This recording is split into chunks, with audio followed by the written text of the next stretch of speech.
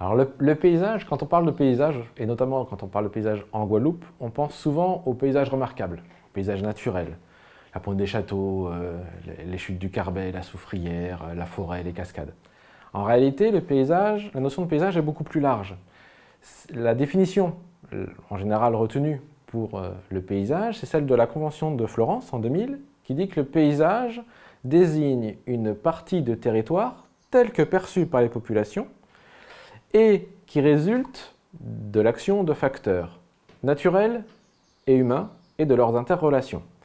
Et là-dedans, il y a une notion très importante. C'est la première partie. Une partie de territoire telle que perçue par les populations. Ce qui veut dire que le paysage existe avant tout dans l'œil de l'observateur.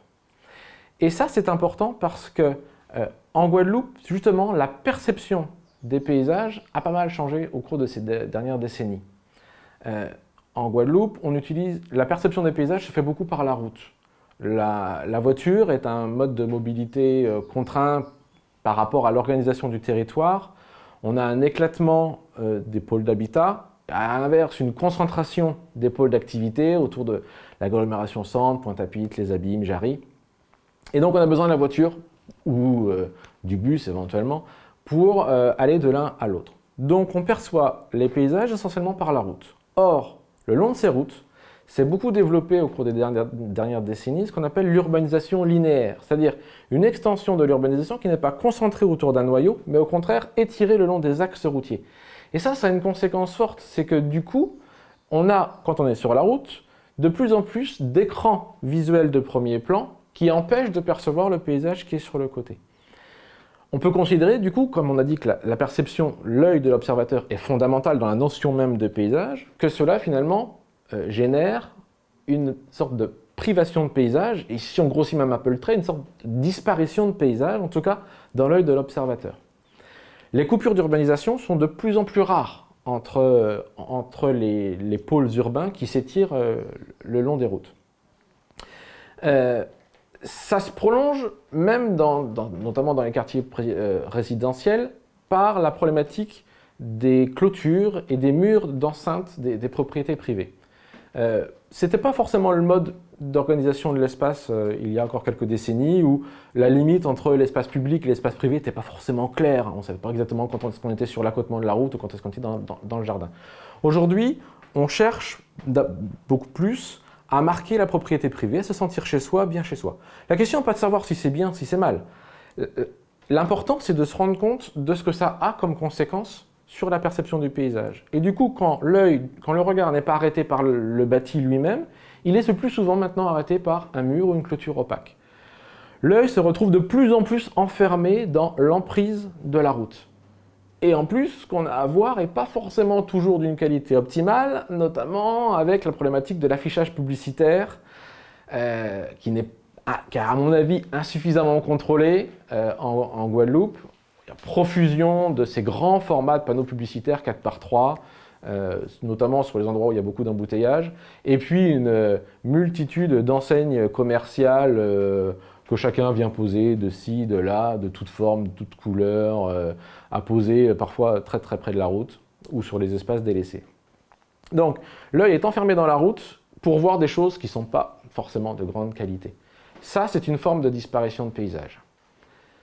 Mais il n'y a pas que la notion de perception qui a été modifiée au cours des dernières décennies.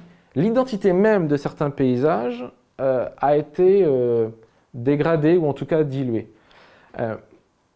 En termes d'identité et de diversité, la Guadeloupe est riche en termes de paysages. Si on a autant de touristes qui viennent en Guadeloupe, c'est certes pour profiter de la gastronomie, de la culture, mais aussi de la diversité des paysages. L'Atlas des paysages a identifié 25 unités paysagères. C'est-à-dire que ce qu'on appelle unité paysagère, ce sont des ensembles de territoires qui partagent une même identité de paysage.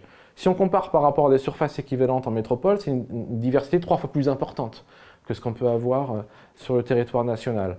Donc ces identités-là, elles sont très importantes et cette diversité, c'est une richesse, c'est un patrimoine pour la Guadeloupe. Si on en perd une partie, c'est une partie du patrimoine de la Guadeloupe que l'on perd, qui s'étiole. Or, le mode de construction, le modèle architectural est maintenant très standardisé.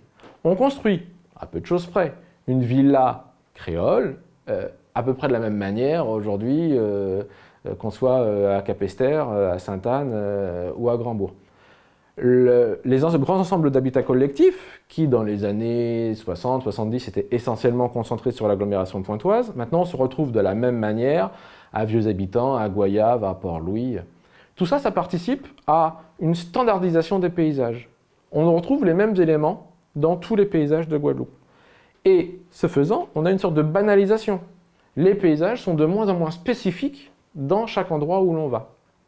Ça, c'est une perte de caractère identitaire des paysages et une forme de disparition des paysages aussi. On peut prendre l'exemple des grands fonds, qui est assez parlant. Dans les grands fonds, l'urbanisation était assez peu marquée jusque dans les années 1960-1970, surtout concentrée sur la périphérie des Abîmes et de Pointe-à-Pitre. Et puis avec le développement des routes, du développement économique et de la pression foncière, on a beaucoup plus construit dans les grands fonds à partir des années 80, 90 et encore des années 2000. Il y a eu deux modes d'organisation de cette urbanisation dans les grands fonds. Sur la partie ouest, les routes et le bâti se concentraient surtout dans les fonds de vallée. Il faut savoir que les grands fonds, c'est un territoire, un relief très particulier, avec une multitude de toutes petites vallées qui passent entre des mornes assez serrées et le plus souvent boisées. Donc les routes et le bâti s'organisaient plutôt en fond sur la partie ouest. A l'inverse, sur la partie est des grands fonds, plutôt vers Sainte-Anne, le Moule, les routes et le bâti s'organisaient plutôt en crête. On avait donc ce qu'on appelait les grands fonds des coulées, en fond, à l'ouest, et le grand fond des crêtes. Aujourd'hui, on construit, et maintenant on est amené à construire sur les pentes. Et on construit sur les pentes, qu'on soit à l'ouest ou à l'est. Du coup, on dilue le caractère identitaire de chaque partie par un motif qui est le même de chaque côté. Ce faisant, construire dans une pente, c'est pas facile. Les mornes ont des pentes assez raides, donc il faut terrasser. Terrasser, ça veut dire, en général, le plus simple, c'est de couper une partie des mornes, faire une plateforme, et qu'on va consolider par des enrochements. Du coup, on vient créer en même temps deux nouveaux motifs. Le motif du frontail et le motif de l'enrochement. Ces motifs sont nouveaux, donc a priori perturbateurs d'une identité originale, et ils sont les mêmes de chaque côté. En plus, ils ne sont pas très qualitatifs.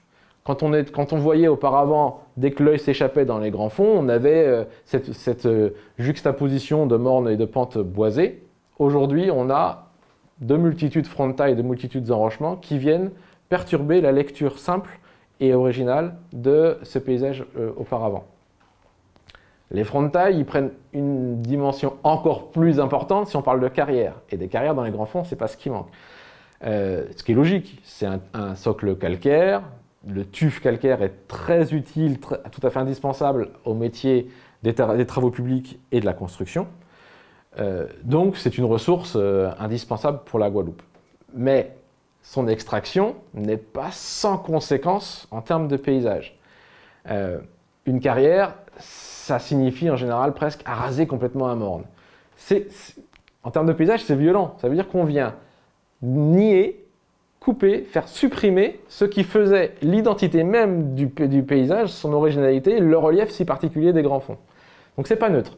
Qui plus est, ça a souvent un impact visuel fort. Heureusement, un certain nombre de carrières sont dans des coins un peu reculés, d'autres sont nettement plus visibles, pas toujours légales d'ailleurs.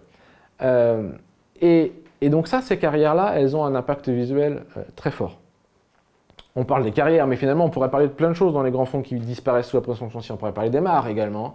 Les mares qui avaient une importance très forte dans les années 60, avant l'arrivée de l'eau courante dans les maisons. C'était un lieu de vie par excellence. On y allait puiser de l'eau, on y faisait la lessive, on lavait le linge, ça servait à abreuver le bétail, à irriguer les cultures. C'était un point vraiment indispensable du paysage, mais du quotidien finalement. Et puis, avec le progrès technique, le progrès social, les mares ont eu moins d'importance. Elles ont même été parfois un peu embêtantes parce que c'était un coin pas très facile à aménager. Certaines ont été comblées pour faire passer une route, pour reconstruire une maison, peu importe. Au passage, on perd un motif du paysage, tout à fait identitaire. On perd aussi un élément clé de la biodiversité. On perd aussi un élément régulateur de l'hydrologie. Et on sait bien que dans les grands fonds, et ça ne va pas s'arranger avec le changement climatique. On sait bien que dans les grands fonds, il y a des problèmes, des risques d'inondation importants, hélas, avec des conséquences parfois dramatiques. Donc, gérer correctement le paysage, mettre peut-être un peu de frein à ce qu'on appelle l'artificialisation des sols, la bétonisation pour faire simple, c'est prendre soin de l'identité d'un paysage et aussi donc valoriser un patrimoine. Alors dans les grands fonds, les collectivités publiques ont pris conscience de ces enjeux et ont réfléchi, ont élaboré ce qu'on appelle un plan de paysage des grands fonds. Ce n'est pas le seul territoire qui est concerné. Donc c'est bien, maintenant il faut le mettre en pratique, mais c'est bien que les collectivités publiques aient pris conscience des enjeux. La question n'est pas de préserver, de figer l'état d'un paysage. Le paysage, c'est vivant. Le paysage n'existe pas sans l'homme. Le progrès technique, le progrès social fait qu'on n'a pas les mêmes attentes, pas les mêmes besoins, pas les mêmes usages du territoire. Donc c'est normal que le paysage évolue. Un paysage, c'est vivant. La question n'est pas d'empêcher un paysage d'évoluer. La vraie question, c'est quelle va être la qualité du paysage de demain? Quelle va être la qualité du cadre de vie pour l'endroit où on vit, où on travaille, pour les endroits où on se déplace, où on se détend? Quelle va être la qualité du paysage que vont visiter les touristes? Ça, ce sont des questions qui sont beaucoup plus fondamentales que simplement savoir si on préserve, on sauvegarde, on met sous cloche ou pas. Et quand on parle de préserver, ou de retrouver, ou de réinventer une qualité à des paysages, on peut notamment s'appuyer sur la notion d'esprit des lieux. L'esprit des lieux, c'est quoi? C'est finalement l'émotion, le ressenti qu'on peut avoir quand on est face à la mer, en plein milieu de la forêt, face à une cascade. On a cette émotion. Cette émotion, si on cherche un peu à analyser sa genèse, d'où elle vient, c'est d'abord une perception. Perception à travers tous les sens. Quand on parle de paysage, on pense souvent à la vue. C'est fondamental. Mais on perçoit du paysage par tous nos sens. On perçoit la fraîcheur de l'ambiance, au contraire, la brûlure du soleil. On perçoit la force du vent sur le visage, les odeurs d'humus humide en pleine forêt ou l'atmosphère marine en bord de mer. L'ambiance sonore, bien évidemment, participe les chants des oiseaux, au contraire, l'activité d'un endroit circulé. Enfin, voilà. L'ambiance sonore participe aussi beaucoup au paysage. Donc il y a cette perception des 5 sens, ça c'est l'immédiat. Et puis il y a comment on interprète ça, après, par derrière. Cette interprétation-là, elle est très personnelle. Ou en tout cas, elle est liée à un groupe social, en tout cas. Parce que ce que je vois, je vais l'interpréter par rapport à mon éducation, par rapport à mes références culturelles, par rapport à ce que j'ai pu vivre par le passé.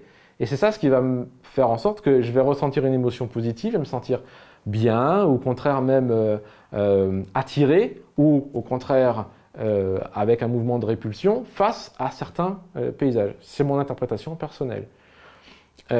Donc finalement, faire du paysage, c'est se mettre à la place de chaque usager, c'est faire de la sociologie d'une certaine manière, presque autant que de faire de la géographie ou de l'écologie ou de l'histoire du peuplement.